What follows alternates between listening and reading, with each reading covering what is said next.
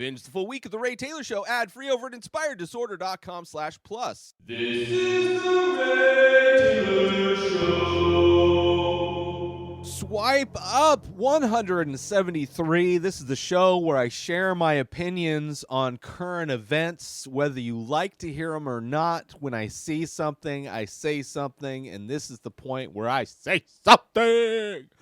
Let's get into it, shall we? Starting off with the first post. The robot wars are beginning. The thing that everybody knew was going to happen as the government and other governments are building robots. You always see those videos online from whatever that robot organization is that makes robots for DARPA. I think that's it. They've got all their different robots that they've been making over the last decade at least. And you see videos. You see videos of robots, like humanoid-looking robots that do parkour. You see, before that, there's been a huge amount of the quote-unquote dog versions, the robots that look like dogs. They've been around for probably a little bit longer. They are currently going to be using the dog robots, referred to as Spot. They will be using those to monitor the borders. Specifically the southern borders. You don't really ever hear about any border issues with Canada, even though I would imagine most people that are lacking in melanin content in their skin could pretty effortlessly get into the country illegally through Canada. But it's the brown people that we are worried about in this country. It is the brown people that get blamed for everything in this country, especially for people on the conservative side. They are a common enemy because they are not white. I mean, white supremacy within the United States is disgustingly rampant.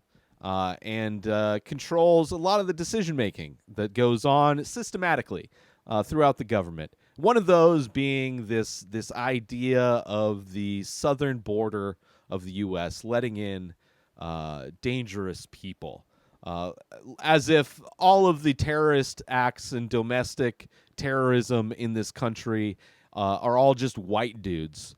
But they have to keep pushing the narrative that it's the brown people from the South that we have to be worried about. And I forget exactly what source, but I believe there was a study that showed that immigration from Mexico and Southern America has dropped considerably. There's actually more people leaving the United States to go live in Mexico than there are people from Mexico trying to come up and live here. Not to say that it's stopped or anything like that. And I could be wrong on the specifics of that, but it's not as big of an issue as one would think. It's just one of the many common things that the conservatives like to throw out as something to get people scared, to get racists scared in this country. And despite the fact that we have a Democratic president in the office, we have a Democrat. Biden is pretty conservative. As far as the liberal side of the political spectrum goes, Biden is far more conservative than I would like. So it's not that surprising that this is happening under his presidency. But Border Patrol is planning to release robot attack dogs. So this post right here from Walter Massison. I am attaching a guide, which is something he posted on Twitter, but then repurposed for his Instagram account. So he says here, I am attaching a guide on how to fucking deactivate and destroy them. Please share and add any knowledge you have. This is dhs.gov/science, and I guess the link kind of goes away. But yeah, they're going to be implementing these robotic dogs, which I don't know if they don't have. I don't know if they're going to have weapons attached. So the term of attack dogs I don't know if that's necessarily an accurate thing, but if I'm sure this is a trial run. This is the government going, we are going to be using this to control populations, right? Because eventually all the people in America are going to realize that they are living in a country that is primarily concerned about making the most amount of money for the rich people that already exist. It is not a place that it is at all concerned with the average working person.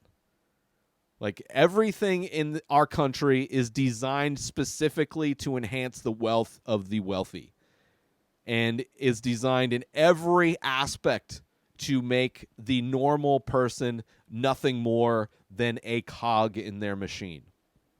That is why they don't want to raise minimum wage. That's why they don't want to give universal health care. That's why they want to make everything as illegal as possible in order to fill their prisons. That's how modern day slavery works.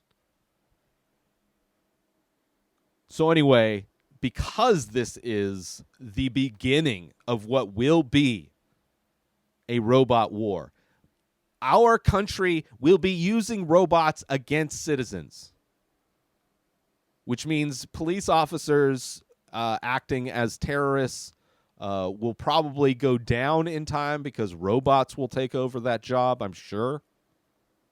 Maybe be a little bit more human than some of the police officers.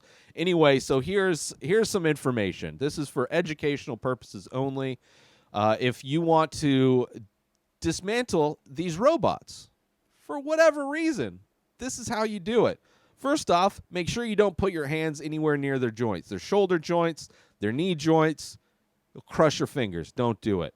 The batteries on most of these are going to be placed in half mass and center mass, similarly to an animal. So if you have a gun, you can shoot the lithium batteries. They are not protected by any armor. I would imagine as these robots start being destroyed, they will add armor plating to them. They will add these things that will make it harder to disable. But as of right now, the robots that they're throwing out there are fairly easy to take down. So you can shoot them if you have a gun. You shoot those lithium batteries, bada bing, bada boom. There's also power buttons, but there's two buttons. There's two separate buttons. There's a power button, and then there's a button that just shuts down all the motors.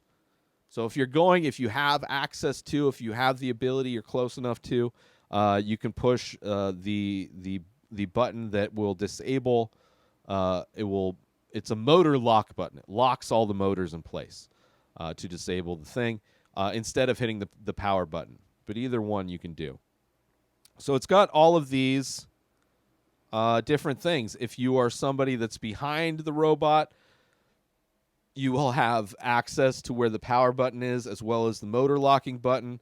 If you're somebody that's being attacked by this robot and you are the prime target of the robot, there are places where you can pull the handles. There are handles on this robot where you can actually remove the battery. So there are things that you can do that are described in detail in this post. It also shows how easily booby traps work for these robots. They don't do well with inclines. They get trapped in a hole. There's not a whole lot they can do. This is literally stage one.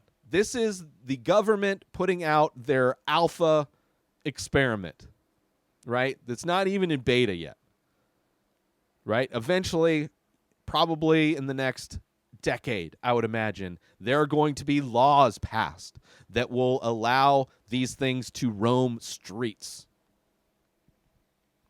For your own safety, they will sell you on it as in, they're going to make you scared of all the brown people, right? Maybe there'll be a fake terrorist attack or something like that.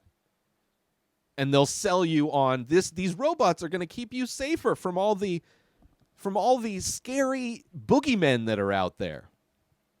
Meanwhile, it's just a way for them to control the people and not, sacrifice human life. It's the same reason why they're using drones in war more than they used to, because it costs far less human life to have a little remote controlled drone go bomb a party of people, go kill a bunch of women and children. So for educational purposes, if you are looking for ways in which you can dismantle or destroy these robots, please go to Walter Masterson on Instagram or Twitter and look up. He's got these schematics and everything on there for you to easily. I mean, it's good to have information on how to protect yourself, because this is stage one. And I'm not a crazy conspiracy theorist. It's just technology is going to grow. Like they're not investing all this time and money into developing these robots for fun. They're not doing it to become waiters. Like they're not going to replace waiters in a restaurant with robots, even though they probably will eventually. That is not what these robots are being. That's not what the government makes stuff for. Government makes stuff to kill people or to control people. And the current population of America is something they desperately want to control, because the system of government in this country is not designed for the people anymore. It is designed for billionaires. It is designed for the ultra wealthy to get what they want. And what they want is to be able to control everybody. And what a less overhead to deal with than robots. Let's move on. The Many Faces is an ongoing abstract ink portrait series that I started many years ago.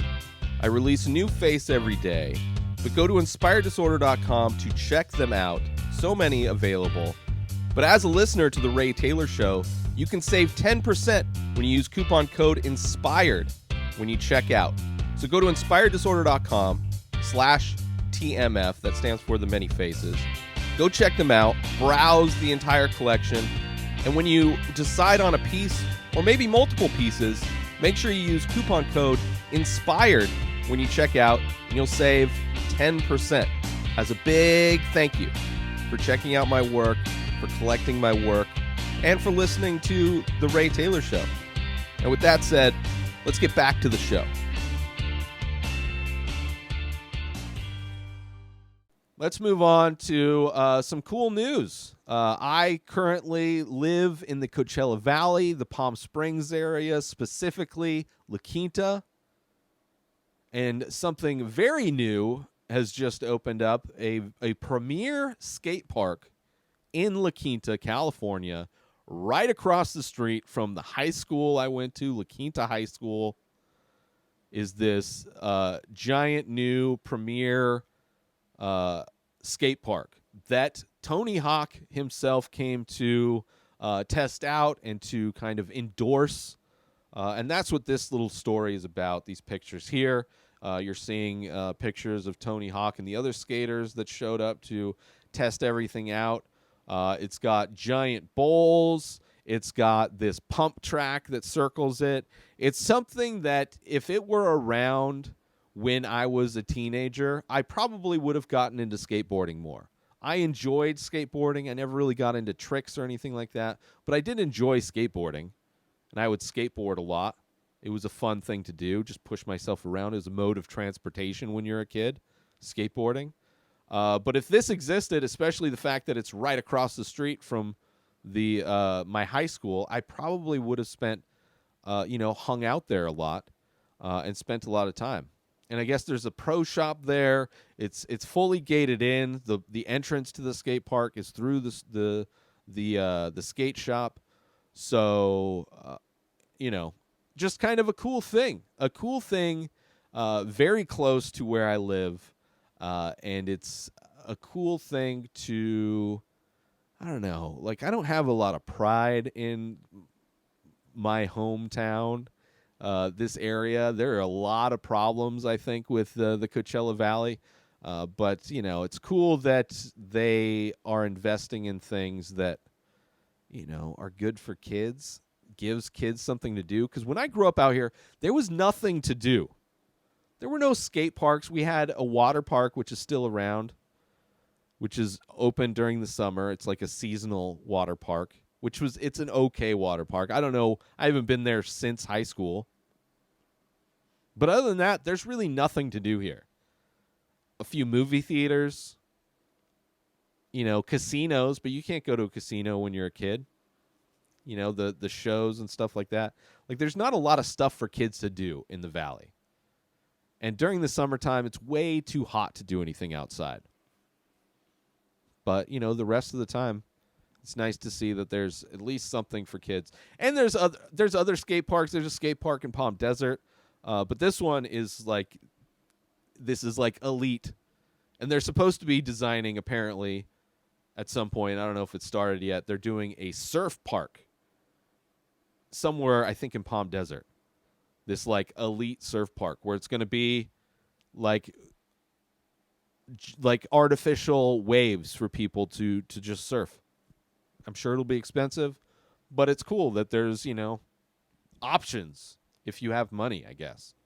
And I don't know if it costs money to go use this skate park or not, or, it's just you can go when it's open. I don't know the logistics of it. I've never been to a skate park, never skated at a skate park. I've never skated in a bowl or a street track or any of that stuff. But I would have loved that pump track where it's just kind of little these things and you just pump your way through. That looks like fun. That's like something I would do now. Good workout. But anyway, cool to see. Also cool to see that Tony Hawk was in town for a little bit. Just one of those guys that's forever been a spokesperson for skateboarding, but also kind of been that guy who's just seems like a good guy. Just seems like a good dude.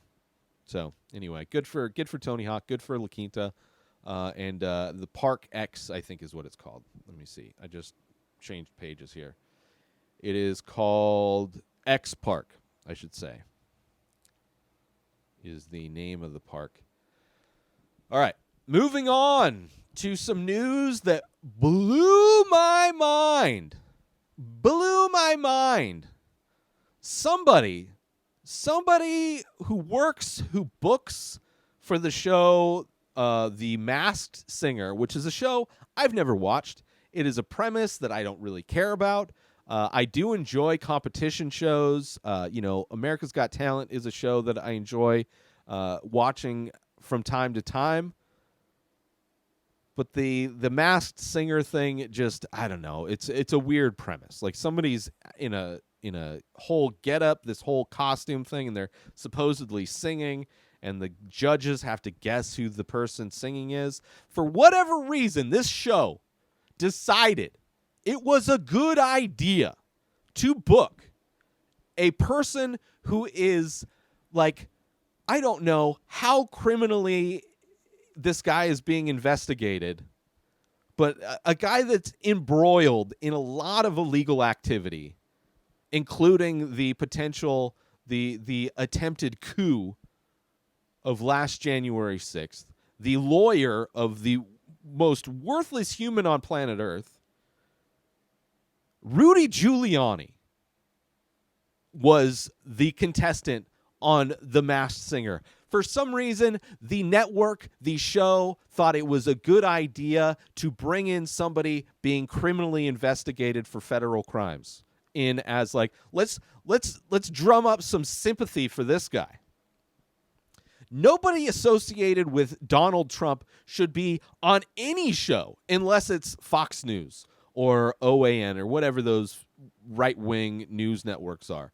That I can see all of his cronies being on all of those shows. But for like a show like this to have Rudy Giuliani as a performer blows my mind. Thankfully, two of the judges walked off, Ken Jeong and Robin. I don't know his first name. I don't know his full name, I should say. They walked off. Robin Thicke. I don't know how many judges they are, but I'm surprised that they all didn't walk off. I mean, it's just ridiculous. Like whoever thought this good idea was, everybody involved in the decision-making process to get Rudy Giuliani on the show should be terminated, should not be employed by this show, should not be employed by any show. And, of course, it's probably some executive's idea to get him on, for sure, to boost the public perception of Rudy Giuliani, the guy who got busted trying to have sex with an underage reporter in the last Borat movie. Potentially. Was it a tuck? I don't know, but he shouldn't have been in that bedroom with her. Shouldn't have been laying down on the bed, tucking his shirt in. Why she shouldn't be taking off his mic. It's not how reporters, that's not the logistics of sound people when reporters do interviews, to have the reporter handle the sound equipment. Just a creep bag, a horrible person, but somebody thought it was a good idea. We need to boost his perception, public perception. We need to get him on this stupid show. So thankfully, Ken Jeong and Robin Thicke walked off. Who knows? Who knows what happened?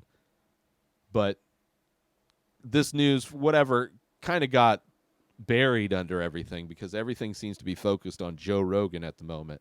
But anyway, Rudy Giuliani never should have been on that show. Just such a ridiculous thing.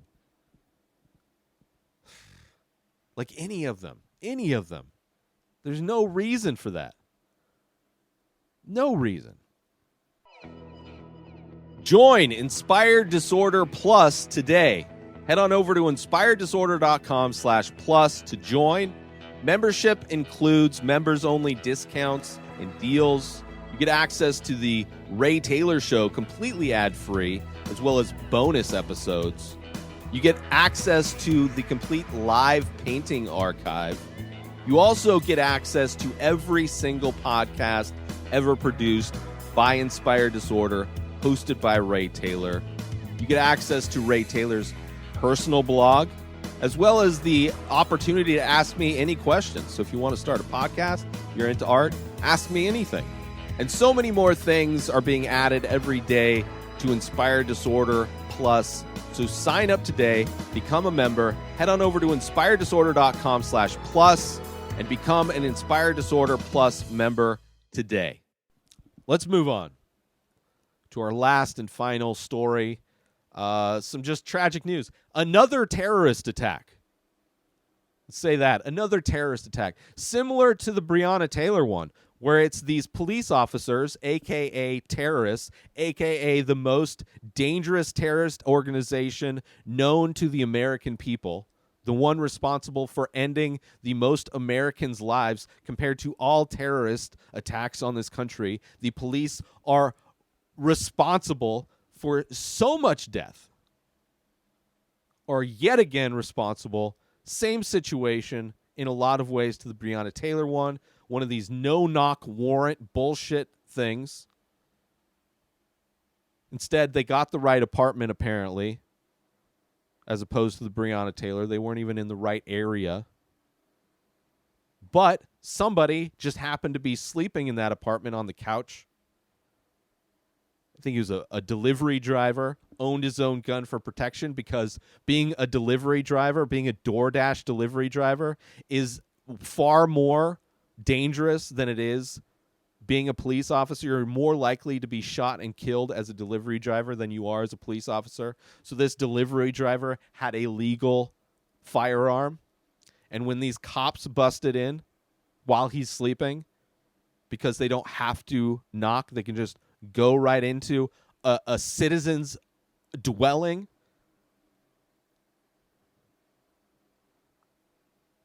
He ends up getting killed.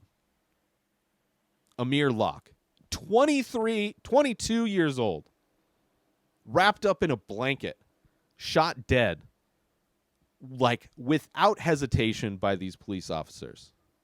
I don't know how many shot him, probably just one. Doesn't matter. They shouldn't have been there. Just another disgusting example of how violently horrible and toxic and deadly police officers are to innocent citizens. He wasn't even the guy they were looking for. He just happened to be sleeping on a buddy's couch that night and will never be alive again. That was the last sleep he ever got until his ultimate forever sleep. Thanks to the police department in Minneapolis, Minnesota. Just disgusting.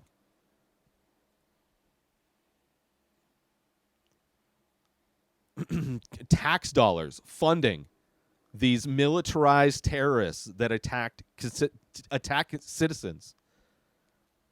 These cops that protect conservatives, despite the fact that conservatives like to kill cops when it suits their narrative.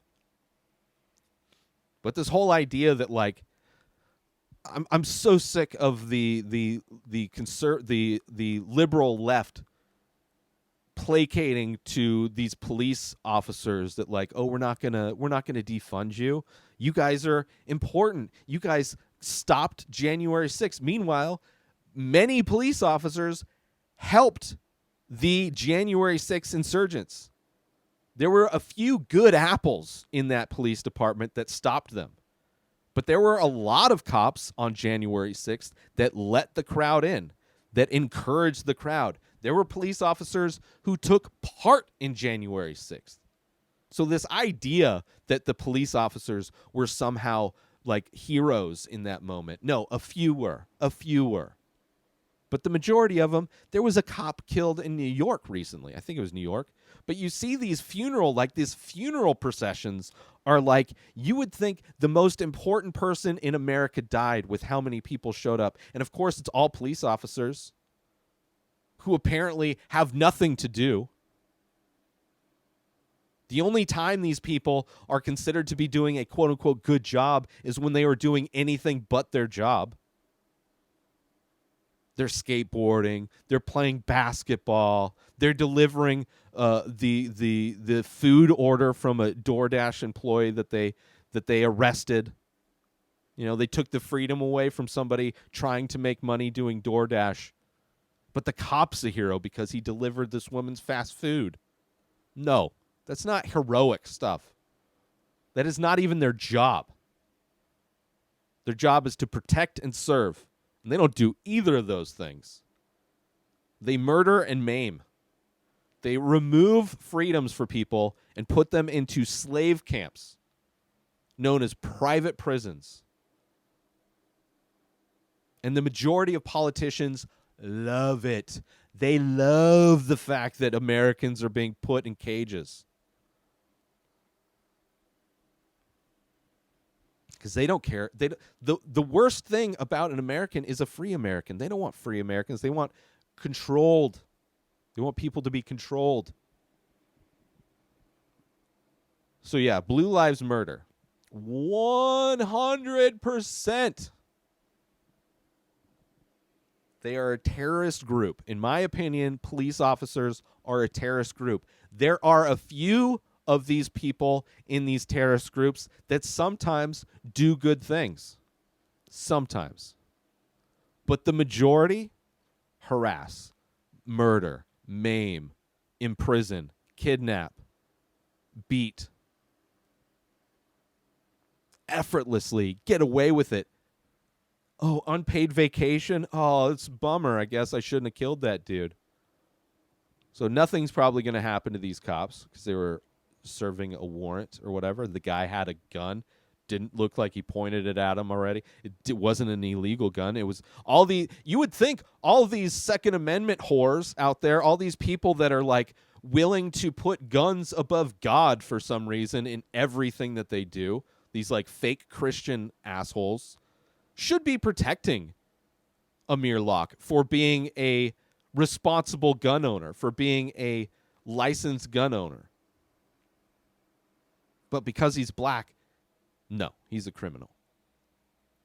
And the police fulfill the will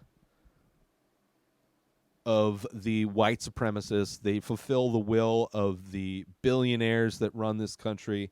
They fulfill the will of business owners, not the citizens. It's just like it doesn't take long for it. Like, police killing people is about as regular as mass shootings are. Like, people die pretty regularly in this country because of guns, and nobody gives a fuck. There's like a small group of people that give a fuck, but the rest of them don't want to do anything. Nothing happens ever because the Lord Jesus Christ somehow came down from the heavens to write the Second Amendment, and it is the only amendment that shall not be touched. These insane people that worship guns. Worship. It is so funny to see these fake Christian people that literally put guns above God in so much of their propaganda bullshit. And why? They probably praise the police officers for taking another black person off the face of the planet because they don't really care. They don't really care. It's not something that happens to them. If this were cops that busted into like some penthouse that the Trump family, and then like they just killed Rudy Giuliani's like passed out on Trump's couch because he got so wasted. This is like a fictional narrative, obviously, because the cops would never bust in to some wealthy person's home and just kill the first person they see move. It's disgusting. It's just like there's so much wrong in this country, and there's constant examples, people defending some of the most toxic humans just because they got daddy issues or whatever. Anyway, there are no such thing as blue lives. Police officers are terrorists. Amir Locke should be alive today. He should have been able to celebrate his 23rd birthday, but no. Police officers, and apparently the no-knock warrant should never have been issued, from what I've heard. But what do I know? What do I know? I'm just a poor person. I have no control over anything. Let's do some shout-outs and get out of here, shall we? Shout out to Walter Masterson. Shout out to City of La Quinta. Shout out Deadline. And shout out the Andrew Tobin. But most importantly, shout out to you. New episodes of The Ray Taylor Show come out every single day. Subscribe on YouTube and everywhere our podcasts are found. Binge the full week over at inspireddisorder.com/plus. Buy Ray Taylor Show merch over at inspireddisorder.com. And follow the show on Instagram at Ray Taylor Show. Have a wonderful day, everybody. Peace out! Today is the day where you wake up and you realize that everything that you've been dreaming about, everything that you've been wanting, every goal and wish and hope that you've ever had can become real. Dreams can come true. What you manifest in your mind, you can bring to reality.